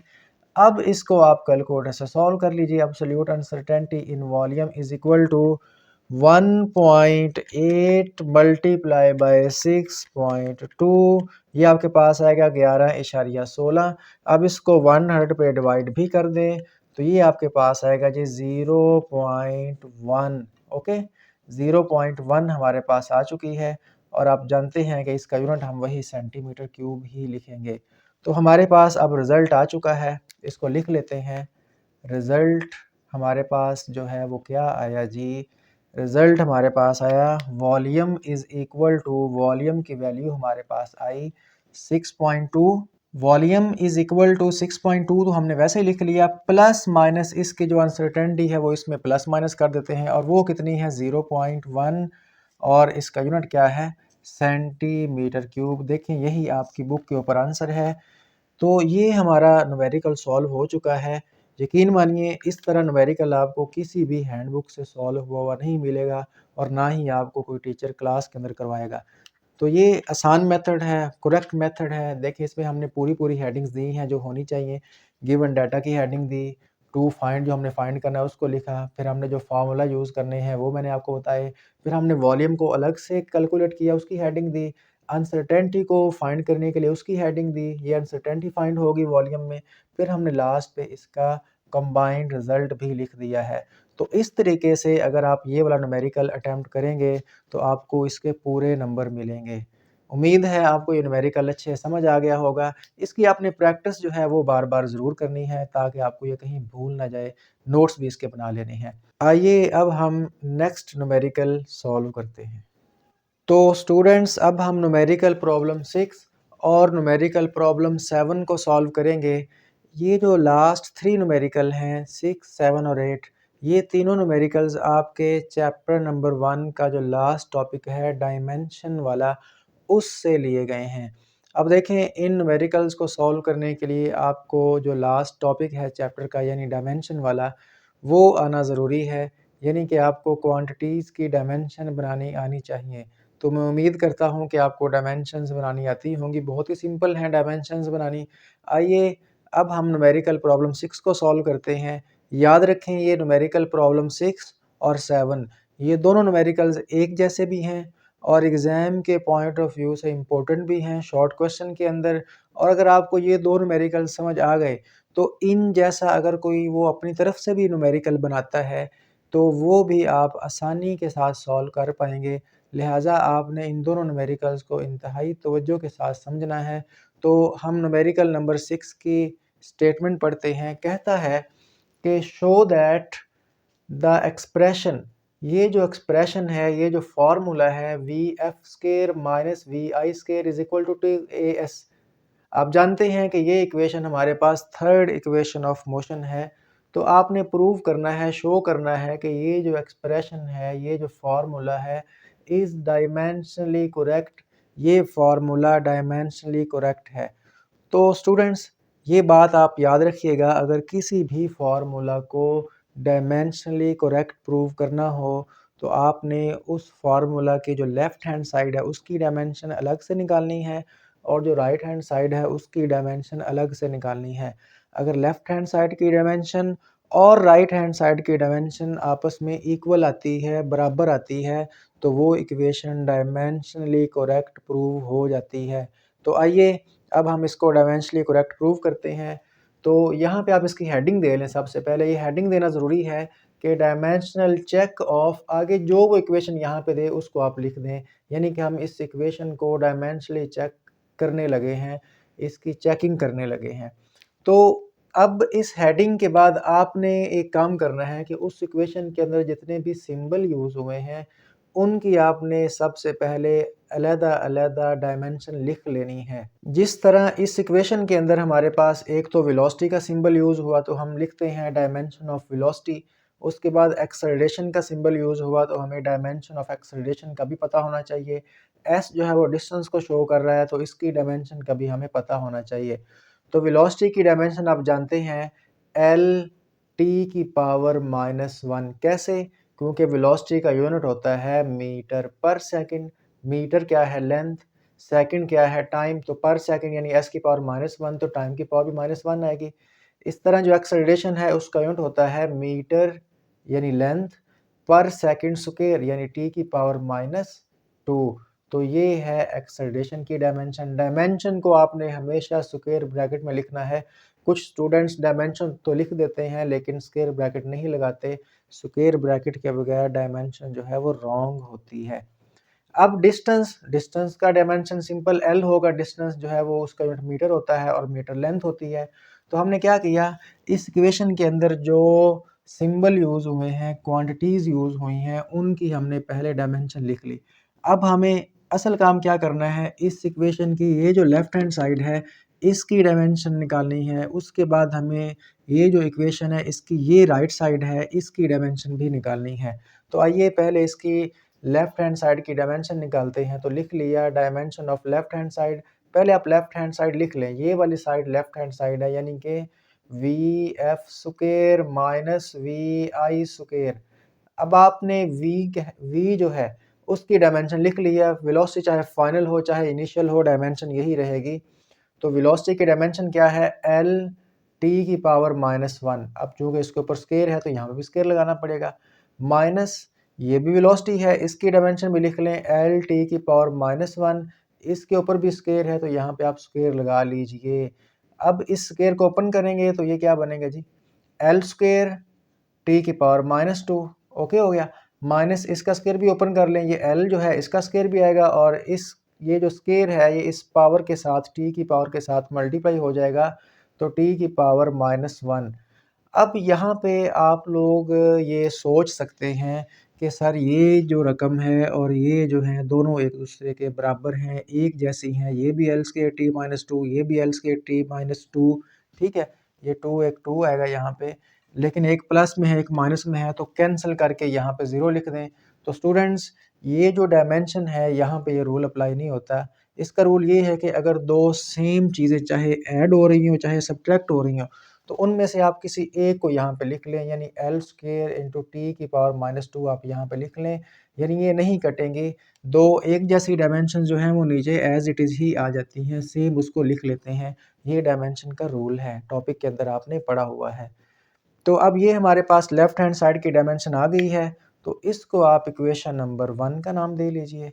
अब हमें निकालनी है dimension of right hand side, और आप जानते हैं ये हमारे पास है राइट हैंड साइड, इसको लिख लीजिए। राइट हैंड साइड हमारे पास है जी 2AS, ठीक है। Dimension of right hand side लिख लिया 2AS। अब जो 2 है उसकी तो डायमेंशन होती नहीं है, 2 तो कांस्टेंट है, इसकी डायमेंशन हम क्या लिखेंगे? यहाँ पे तो हमने डायमेंशंस ही लिखनी है, जिसकी है उसकी लिखनी है, जिसकी नहीं है उसकी रहने देते हैं। उसके बाद एक्सेलरेशन, एक्सेलरेशन की डायमेंशन हम यहाँ पे मेंशन कर चुके हैं, एल टी की पावर -2। एस डिस्टेंस की डायमेंशन हम लिख चुके हैं, सिंपल हमारे पास लेंथ है, इसको लिख लें। 2 कहाँ गया जी? यहाँ पे हमने सिर्फ डायमेंशन लिखनी है, 2 की डायमेंशन ही नहीं होती तो उसको आप नहीं लिखेंगे। अब यहाँ पे इसको आप इकट्ठा कर लें, ये L और L मल्टीप्लाई हो रहे हैं तो आप जानते हैं पावरें ऐड हो जाती हैं, तो L की पावर 2 यानी L multiply by L, L का स्क्वायर हो जाता है, और ये T की पावर -2। तो लीजिए हमने राइट हैंड साइड की डायमेंशन भी निकाल ली, इसको आप इक्वेशन 2 का नाम दे लीजिए। अगर आप देखें तो लेफ्ट हैंड साइड की डायमेंशन L स्क्वायर T -2 निकली, राइट हैंड साइड की डायमेंशन भी L स्क्वायर 2 -2 निकली। तो हम यहाँ पे लिख लेते हैं कि फ्रॉम इक्वेशन 1 एंड 2, यानी ये जो हमने लेफ्ट हैंड साइड की डायमेंशन को इक्वेशन 1 का नाम दिया और राइट हैंड साइड के डायमेंशन को इक्वेशन 2 का नाम दिया, तो फ्रॉम इक्वेशन 1 एंड 2 इससे क्या प्रूव हुआ कि लेफ्ट हैंड साइड की डायमेंशन इक्वल है राइट हैंड साइड की डायमेंशन के। तो जी dimension of left hand side L square T -2i, dimension of right hand side L square T -2i, तो हमने लिख लिया dimension of left hand side equal to dimension of right hand side. अगर कोई भी इक्वेशन जो है उसकी दोनों साइड्स की डायमेंशन इक्वल आ जाए तो वो इक्वेशन डायमेंशनली करेक्ट होती है, तो हम लिख देते हैं hence the expression this is dimensionally correct. तो स्टूडेंट्स यहाँ पर हम इस रिज़ल्ट को पूरा लिख चुके हैं। इक्वेशन 1 और 2 से प्रूव हो चुका है कि लेफ़्ट हैंड साइड और राइट हैंड साइड की डायमेंशन इक्वल आई। तो हैंस द गिवन एक्सप्रेशन, ये जो एक्सप्रेशन हमें दिया गया है VF² - VI² = 2AS, ये क्या हो चुका है? इज़ डायमेंशनली करेक्ट, ये डायमेंशनली करेक्ट प्रूव हो चुका है। तो ये है इस तरह के सवाल को पेपर में अटेम्प्ट करने का करेक्ट मेथड, यानी अगर आप इस तरीके से सॉल्व करेंगे तो आपको पूरे नंबर दिए जाएंगे। आइए अब हम इसी तरह का ये 7वां सवाल भी सॉल्व करते हैं। कहता है कि show that the famous Einstein equation, Einstein की फेमस इक्वेशन क्या है? E = mc², बहुत ही फेमस इक्वेशन है। इस डायमेंशनली कंसिस्टेंट, इस इक्वेशन को डायमेंशनली कंसिस्टेंट प्रूव करना है। डायमेंशनली करेक्ट या डायमेंशनली कंसिस्टेंट प्रूव करना एक ही बात है, तो हम वही मेथड फॉलो करते हैं। सॉल्यूशन हेडिंग दे लें dimensional check of this equation, ठीक है, ये हेडिंग ज़रूर देनी है। डायमेंशनल चेक ऑफ, जो इक्वेशन आपको दे उसको साथ लिख दें। अब मैंने आपको क्या बताया था कि जो भी इक्वेशन दे उसके अंदर जो सिंबल यूज़ हुए हैं, जो क्वांटिटीज़ यूज़ हुई हैं, उनकी डायमेंशन पहले आप लिख लें। तो इसमें 3 सिंबल यूज़ हुए हैं, E for energy, M for mass, C जो है वो लाइट की स्पीड के लिए यूज़ होता है। हम पहले न्यूमेरिकल के अंदर इसको सीख के आ चुके हैं। तो फिर हम इन तीनों की डायमेंशन लिखेंगे, यानी dimension of energy, dimension of mass, dimension of speed. C जो है वो स्पीड का सिंबल है, लाइट की स्पीड को हम सी से शो करते हैं। एनर्जी का यूनिट आपको आना चाहिए जी। एनर्जी का यूनिट क्या होता है? किलोग्राम यानी मास, मीटर स्क्वायर यानी लेंथ का स्क्वायर, मीटर लेंथ होती है, पर सेकंड स्क्वायर यानी सेकंड t की पावर -2। एनर्जी की डायमेंशन हमारे पास ml² t -2 होती है। यूनिट आपको याद करना पड़ेगा। आप कोई भी एनर्जी का फार्मूला लगाएंगे तो आपको यूनिट इजीली मिल जाएगा, चाहे आप काइनेटिक एनर्जी के फार्मूला से ये डायमेंशन यूनिट निकाल के सीख लें, चाहे आप पोटेंशियल एनर्जी के फार्मूले से यूनिट निकाल लें, यही यूनिट निकलेगा किलोग्राम मीटर स्क्वायर पर सेकंड स्क्वायर। चले मैं आपको निकाल के भी दे देता हूँ। हम पोटेंशियल एनर्जी का जो फार्मूला है ना mgh, आप जानते हैं, इससे निकालते हैं, देखते हैं एनर्जी जो है इसका यूनिट क्या निकलता है। तो potential energy is equal to m क्या है? मैस, मैस का unit kilogram, g gravitational acceleration है, मीटर पर सेकंड स्क्वायर, हाइट मीटर में होती है। तो पोटेंशियल एनर्जी का हमारे पास यूनिट क्या निकला, किलोग्राम। एम और एम का स्क्वायर और एस -2। तो देखें किलोग्राम हमारे पास मैस होता है, मीटर हमारे पास लेंथ होती है, ऊपर स्क्वायर लगा दें। सेकंड हमारे पास टाइम होता है, ऊपर -2 है पावर, वो भी लगा दें। तो आपने पोटेंशियल एनर्जी का फार्मूला यूज़ करके भी एनर्जी का यूनिट निकाल सकते हैं, इससे डायमेंशन बना सकते हैं।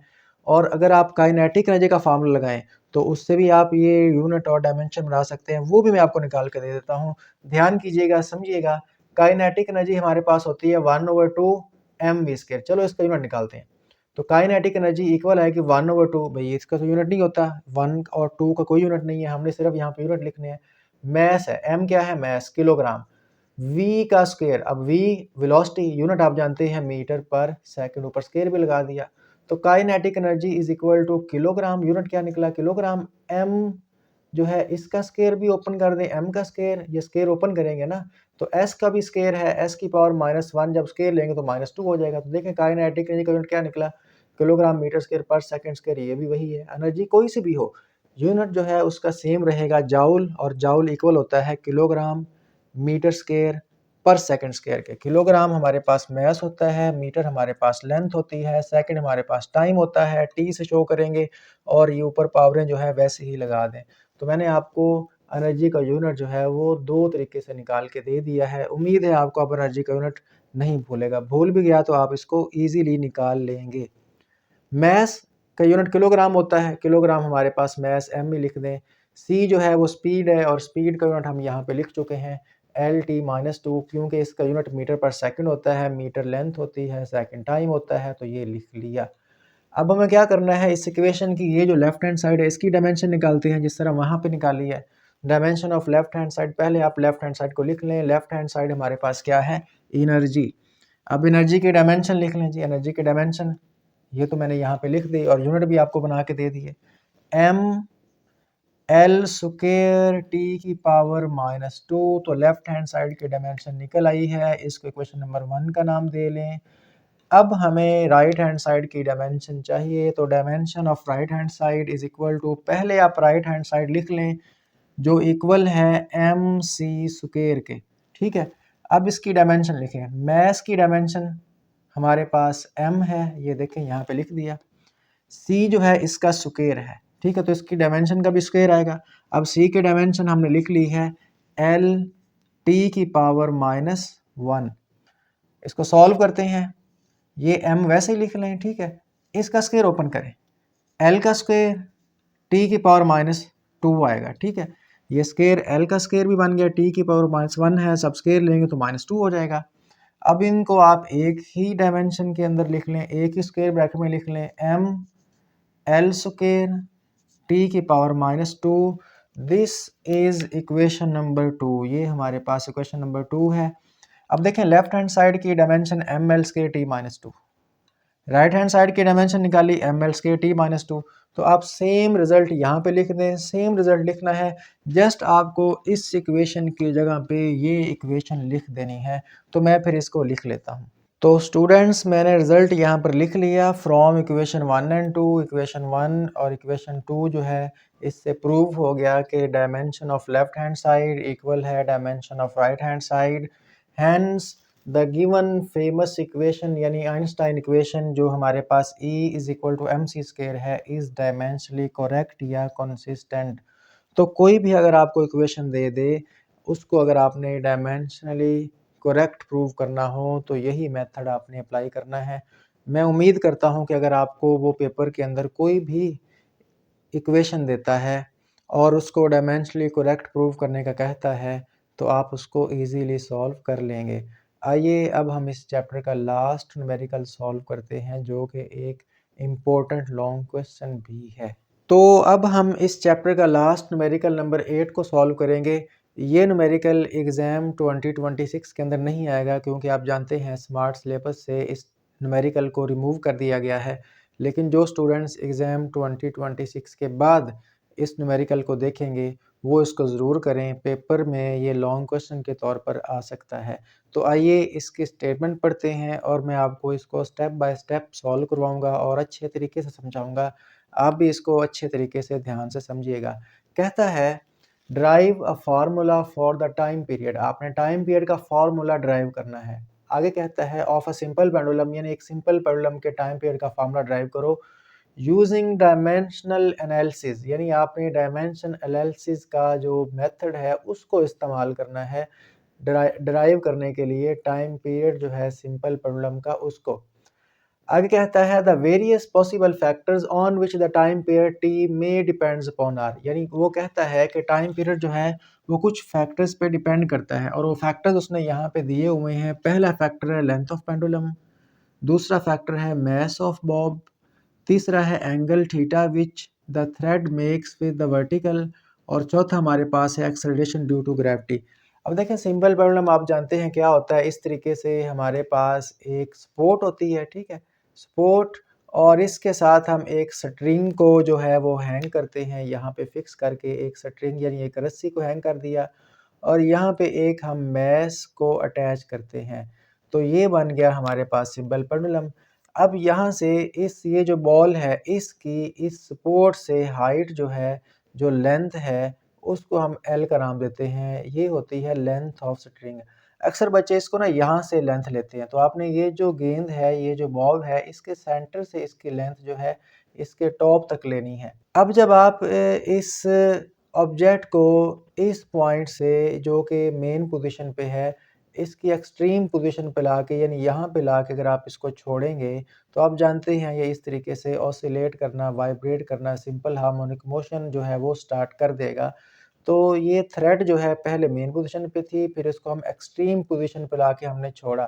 तो ये जो इसका एंगल है इसको हम थीटा का नाम देते हैं, ठीक है। तो यहाँ पे तीन चीज़ें तो हमारे पास हैं, एक लेंथ है, ठीक है, ये उसने दी है, मैस ऑफ बॉब इसको हमने स्मॉल एम से शो किया, और एंगल थीटा भी मैंने यहाँ पे लिख दिया। और आप जानते हैं कि एक्सेलरेशन ड्यू टू ग्रेविटी जो है वो डाउनवर्ड होता है। तो ये चार फैक्टर्स हैं जिन पे टाइम पीरियड जो है सिंपल पेंडुलम का वो डिपेंड करता है। तो हम लेट करते हैं कि जो टाइम पीरियड है ना वो किस पे डिपेंड कर रहा है जी, मैस पे डिपेंड कर रहा है। तो मैस एम लिख लें, साथ उसकी पावर भी कुछ ले लें क्योंकि ये पावर ही हमने बाद में फाइंड करनी है। लेंथ पे भी डिपेंड कर रहा है, तो यहाँ पे टाइम पीरियड जो है उसको लेंथ में भी इंक्लूड कर दें, इसकी पावर बी लिख दें। एंगल पे भी डिपेंड कर रहा है, एंगल थीटा, इसकी पावर सी लिख लें। और acceleration due to gravity G है, इसको भी लिख लें, इसकी पावर आप डी लिख लें। यानी टाइम पीरियड जो है वो डिपेंड कर रहा है चार फैक्टर्स पे, मैस, लेंथ, थीटा और जी। तो टाइम पीरियड जो है वो किस पे डिपेंड कर रहा है, किसके प्रोपोर्शनल है, मैस के, लेंथ के, थीटा के और जी के। अभी हमें नहीं पता किसके डायरेक्टली प्रोपोर्शनल है, किसके इन्वर्सली प्रोपोर्शनल है। वो जो हमने पावरें लेट की हैं उनको फाइंड करने से हमें पता चलेगा कि टाइम पीरियड किस चीज़ पे डायरेक्टली प्रोपोर्शनल है, किस चीज़ का इन्वर्सली प्रोपोर्शनल है और किस चीज़ पे डिपेंड नहीं कर रहा। तो अब इसके बाद वाला स्टेप बहुत ही ईजी है, देखिएगा।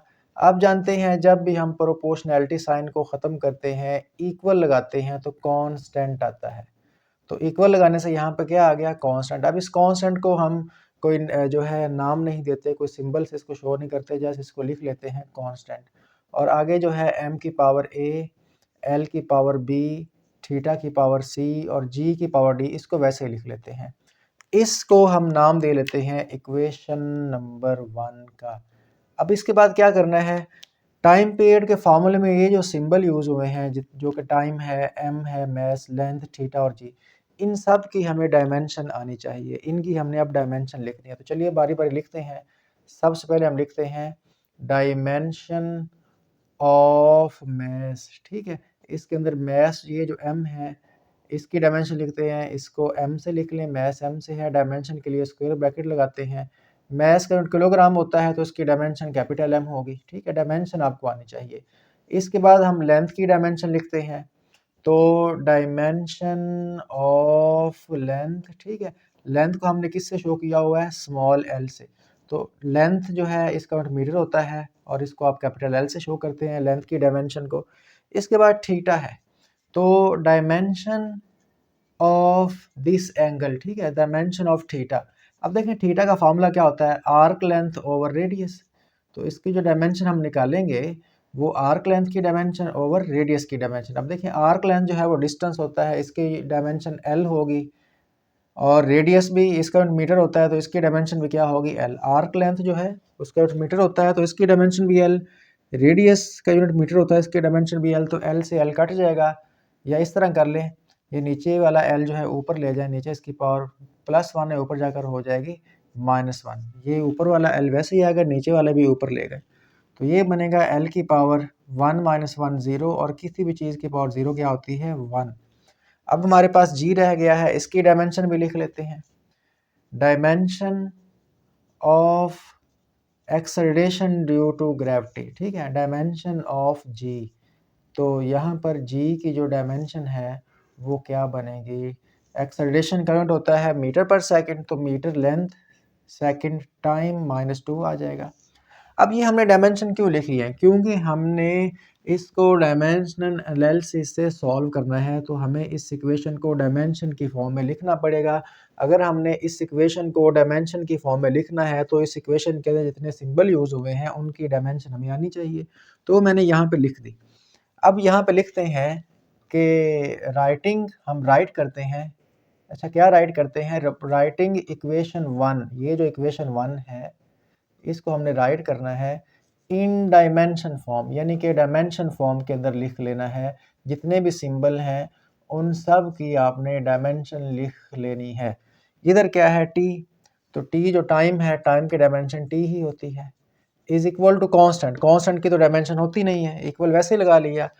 एम, एम की डायमेंशन हमारे पास कैपिटल एम है, ये यहाँ पे लिख दिया, इसकी पावर ए लगा दें। उसके बाद है लेंथ, लेंथ की डायमेंशन कैपिटल एल है, उसको लिख दें, इसकी पावर बी लगा दें। थीटा, अब थीटा किसके बराबर है भाई, थीटा तो 1 के इक्वल है, तो 1 की पावर आप सी लिख दें, सी जो है वैसे ही लिख दें। और उसके बाद है जी, तो जी की डायमेंशन हमारे पास क्या निकले जी, एल इंटू टी की पावर -2। ठीक है, यहाँ पे एक चीज़ देखिएगा कि थीटा जो है इसकी डायमेंशन नहीं होती, यानी कि ये 1 के इक्वल है, तो लिहाजा इसलिए मैंने यहाँ पे 1 ही पुट कर दिया है, इसकी डायमेंशन नहीं है, तो टी वैसे लिख लें इज इक्वल टू, यहाँ पर अब इसको लिखते हैं जी m की पावर a, ये पावर जो है इधर अंदर ले आए, l की पावर b। अब आप जानते हैं 1 की पावर कुछ भी हो 1 नहीं होता है, 1 की पावर 0 भी हो तो 1 होता है, तो इसको तो आप वैसे ही ना लिखें, 1 की पावर c 1 नहीं होगा तो इसको ना भी लिखें, तो यही है l t की पावर -2। अब इसके जो राइट हैंड साइड है ना उसको हम कंबाइन करते हैं, कैसे, ये देखो m की पावर a वैसे ही लिख लिया, l की पावर, यहाँ पर इसकी पावर आप जानते हैं d आना था, चूँकि g की पावर d है ना, तो जो g की डायमेंशन है ये वाली हमने पुट की है, इसके ऊपर भी d आना था, तो ये d को जब अंदर मल्टीप्लाई करेंगे तो ये l की पावर भी d हो जाएगा, और ये जो d है ये 2 के साथ यहाँ पर मल्टीप्लाई हो जाएगा। आपको बात समझ आई, जिस तरह m की डायमेंशन पुट की उसकी पावर a, लेंथ की डायमेंशन पुट की उसकी पावर b वैसे ही लगा दिया, थीटा 1 उसकी पावर c, तो g की जो डायमेंशन है उसके ऊपर भी तो d आना है, इस d को अंदर आप जो है यहाँ पर मल्टीप्लाई कर दें, l की पावर d और इसकी पावर -2d हो जाएगा t की पावर, तो यहाँ पर l जो है वो 2 है, एक b और एक की पावर है d, तो चूंकि बेस सेम है तो पावरें क्या हो जाएंगी, ऐड हो जाएंगी, तो b प्लस d और t की पावर -2d। दोबारा फिर समझ लें, m और t ये अकेले हैं तो m की पावर a और t की पावर -2d जो है वो आ गया, l जो है वो 2 है, मल्टीप्लाई हो रहे हैं l की पावर b और l की पावर d, तो पावरें क्या हो गई, ऐड हो गई।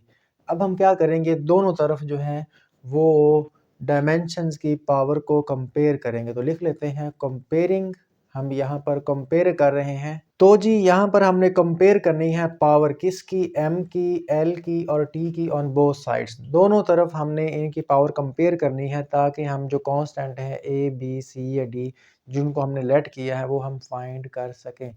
तो पहले हम कंपेयर करते हैं t की पावर को, इधर देखें, इधर t की पावर क्या है 1, तो 1 इज इक्वल टू, इस तरफ t की पावर क्या है -2d। पहले हमने किसकी पावर कंपेयर की जी, t की पावर को हमने पहले कंपेयर किया, तो t की पावर जो इस तरफ होगी वो 1 है, इक्वल रख दें, इस तरफ t की पावर क्या है -2d, इक्वल रख दी दोनों तरफ की पावरें। अब यहाँ पे आप देख सकते हैं, मैं इसको एक स्टेप यहाँ पे कर रहा हूँ, d को आप इधर रहने दें, ये 1 है, 2 तो जाकर क्या हो जाएगा डिवाइड हो जाएगा और माइनस को भी आप उस तरफ ले जाएं, माइनस को आप उस तरफ ले जाएं, 2 उधर जाकर क्या हो जाएगा डिवाइड। तो हमारे पास डी आ चुका है -1/2। तो एक वैल्यू हमने कैलकुलेट कर ली। अब इसके बाद हम क्या करेंगे जी, m की पावर कंपेयर कर लेते हैं। तो यहाँ पे लिख लेते हैं m जो है उसकी पावर हम कंपेयर कर रहे हैं। तो इसकी पावर कैसे कंपेयर करेंगे, इस तरफ तो m है ही नहीं, तो अगर नहीं है तो इस तरफ फिर m की पावर 0 ले लो, यानी इस तरफ m है ही नहीं। देखो इस तरफ t था ना, तो उसकी पावर 1 जी, तो उसको 1 लिख लिया। अगर इस तरफ m है ही नहीं तो उसकी पावर फिर क्या लेनी है, 0 is equal to right hand side पे m की पावर a है तो उसको आप a ही लिख लें। तो यहाँ से हमें मिल गया a इज इक्वल टू 0, हमारे पास a 0 आ चुका है। इसी तरह अब हम जो है वो L की पावर कंपेयर करेंगे। आप देख लीजिए कि हमारे पास लेफ्ट हैंड साइड जो है उस पे L नहीं है, तो नहीं है तो इसको 0 लिख दें। इज इक्वल टू इस तरफ L की पावर क्या है, B प्लस डी। अब 0 इज इक्वल टू B, और जो D है उसकी वैल्यू तो हम पहले ही कैलकुलेट कर चुके हैं, -1/2। तो ये क्या आएगा, -1/2। अब -1/2 जब उधर जाएगा उस तरफ तो क्या हो जाएगा, +1/2। तो यानी 1/2 इज इक्वल टू बी, या इसको लिख लें b इज इक्वल टू 1/2। तो यहाँ पर हम इस b को भी कैलकुलेट कर चुके हैं। अब ये जो हमने पावर्स निकाली हैं a, b और d की, इसको हम इक्वेशन नंबर 1 में पुट करेंगे, क्योंकि उसने पूछा है कि आपने टाइम पीरियड का फॉर्मूला ड्राइव करना है। तो यही वो टाइम पीरियड का फार्मूला है, बस इसमें हमें वैल्यूज़ पुट करनी है ए बी सी डी की, तो हमें ये फार्मूला मिल जाएगा। तो मैं लिखता हूँ यहाँ पर कि पुटिंग दीज वैल्यूज़, ये जो हमने वैल्यूज़ कैलकुलेट की हैं इनको हम पुट करते हैं किस में, इक्वेशन नंबर 1 में। तो लिखते हैं जी, पुटिंग दीज वैल्यूज़, ये जो हमने वैल्यूज़ कैलकुलेट की हैं ए बी सी डी की, इन इक्वेशन 1। इक्वेशन 1 क्या बनेगी, t is equal to constant, वैसे ही लिख लें, ठीक है, कॉन्स्टेंट को आप लिख लें, और m जो है उसकी पावर है a, और a हमारे पास आई 0। उसके बाद l है, l की पावर b है, और b हमारे पास आई 1/2। इसके बाद है थीटा। अब देखो थीटा जो है वो किसके बराबर है, यहाँ पर 1 के इक्वल है। थीटा किसके इक्वल है, 1 के। तो आप थीटा की वैल्यू ही पुट कर दें, थीटा 1 के इक्वल है। इसकी पावर c वैसे ही लगा दें, इधर भी हमने ऐसे किया था, थीटा को 1 पुट किया था, ऊपर पावर c लगाते थे, यहाँ पे आपने सेम काम करना है। उसके बाद रह गया g, ठीक है, तो g को लिख लें, उसकी पावर है d, और d हमने क्या निकाली है, -1/2। अब इसको सॉल्व करते हैं, t is equal to constant, ठीक है, कॉन्स्टेंट लिख लिया। किसी भी चीज़ की पावर 0 1 होती है, तो m की पावर 0 1 आई, L की पावर 1/2। किसी अगर 1 की पावर कुछ भी हो तो वो भी 1 ही होता है, यानी 1 की पावर c जो है वो 1 ही होगा। 1 की पावर ऊपर कुछ भी हो तो वो 1 ही आता है। तो g की पावर -1/2। एक दो स्टेप रह गए हैं, तो t is equal to constant. तो आप 1 को ना लिखें, चूँकि 1 के साथ कुछ भी मल्टीप्लाई हो तो वही आ जाता है। ये है L की पावर 1/2, ये g की पावर -1/2 है। मैं चाहता हूँ इसकी पावर प्लस हो जाए, तो फिर इसको बटे में ले जाना पड़ेगा। बटे में ले जाएंगे तो आप जानते हैं इसकी पावर नीचे आने से इसका साइन चेंज हो जाएगा, माइनस है तो नीचे आकर प्लस हो गई। अब t is equal to constant, यहाँ पर आप देख रहे हैं कि L की पावर भी 1/2 है, g की पावर 1/2 है। तो 1/2 जो पावर है उसको हम अंडर रूट भी लिख सकते हैं। अंडर रूट क्या होता है, पावर 1/2 कहलाती है। तो g का अंडर रूट अलग लिख लें। अब इन दोनों अंडर रूट्स को आप जो है वो इकट्ठा कर दें, तो t is equal to constant L/g, यानी दोनों अलग अलग अंडर रूट हैं, अलग अलग छत तले हैं, एक ही अंडर रूट यानी एक ही छत तले आप इनको लिख दें। तो ये हमने टाइम पीरियड का फॉर्मूला कैलकुलेट कर लिया है। यही उसने पूछा था कि drive a formula for the time period, और ये है टाइम पीरियड का फार्मूला। आप जानते हैं कि यहाँ पे ये जो कांस्टेंट है ये 2π होता है, तो लेकिन डायमेंशनल एनालिसिस जो है वो हमें कांस्टेंट के बारे में इंफॉर्मेशन प्रोवाइड नहीं करता। तो टाइम पीरियड का फार्मूला हमने ड्राइव कर लिया है। उम्मीद करता हूँ कि ये न्यूमेरिकल आपको स्टेप बाय स्टेप अच्छे तरीके से समझ आ गया होगा। तो ये थे हमारे चैप्टर नंबर 1 के न्यूमेरिकल्स। स्टूडेंट्स, इसी तरह मैंने इस चैनल के ऊपर पूरी बुक के एक्सरसाइज के न्यूमेरिकल्स बेहतरीन तरीके से पेपर प्रेजेंटेशन के स्टाइल के साथ, यानी जिस तरह आपको पेपर के अंदर न्यूमेरिकल्स करने हैं उसी तरीके से उतनी ही हेडिंग्स, उतने ही स्टेप्स करके पूरी बुक के न्यूमेरिकल्स मैंने रिकॉर्ड करके इस प्लेलिस्ट के अंदर रख दिए हैं। न्यूमेरिकल्स को रिवाइज कर सकते हैं, उनके नोट्स बना सकते हैं। याद रखिएगा कि न्यूमेरिकल्स ऐसी चीज़ हैं जो बार बार करने से आती हैं, और न्यूमेरिकल्स को सॉल्व करने के लिए ना चैप्टर के कॉन्सेप्ट्स और फार्मूलाज का आना ज़रूरी है। तो मैंने जिस तरीके से न्यूमेरिकल समझाए हैं, अगर फ़र्ज़ करो आपने चैप्टर नहीं भी पढ़ा, फिर भी अगर आप इन न्यूमेरिकल्स को समझते हैं, 1-2 दफ़ा देखते हैं, तो ये न्यूमेरिकल्स आपको अच्छे से समझ आ जाएँगे। इतने ईज़ी वे में मैंने समझाया है। तो मिलते हैं नेक्स्ट वीडियो में, तब तक के लिए अल्लाह हाफ़िज़।